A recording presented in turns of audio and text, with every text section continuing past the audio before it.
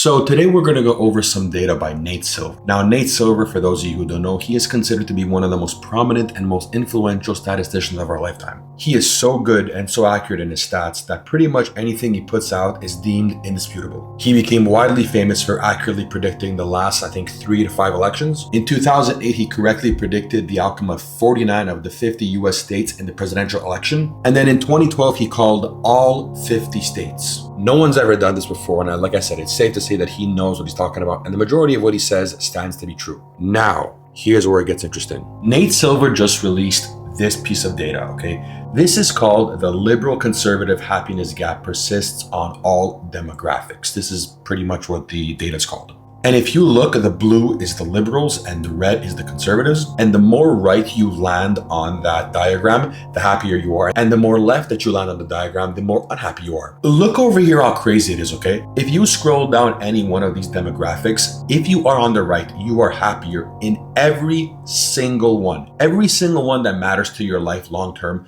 you are happier if you are a conservative. As an example, over here, if we look at the education section, conservatives with a high school diploma are just a little bit happier than liberals with postgraduate degrees. Let's look at my favorite one, household income. Conservatives who make just over $30,000 a year, or even under $30,000 a year, are just as happy as liberals who make above 100 grand a year. If we look at religion, Protestant, Catholic, Jews, Muslims, atheists, every single one of those who fall in the liberal camp are not as happy as those who are in that camp and who are conservative. And again, it's no wonder that people who are walking around the streets half naked with a keffiyeh flag on their head while waving the flag of a foreign country, while assaulting police officers, burning down buildings, who believe men can give birth, no wonder they aren't as happy as the churchgoers who like to stay with their families, who want to have a lot of kids, who like to protect their kids from evil. No wonder these people are happier. It is not a surprise. And again, Nate Silver did all of us a favor because he went out and he gathered all this data, even though the majority of us knew what this data was going to say anyways. He didn't have to go out and do it. It would be like him going out and getting data on the fact that grass is green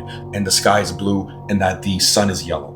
Nobody needs data on those things, but I'm really happy that he did it. And now we know for a fact from one of the most prominent statisticians of our time that conservatives are happier than liberals.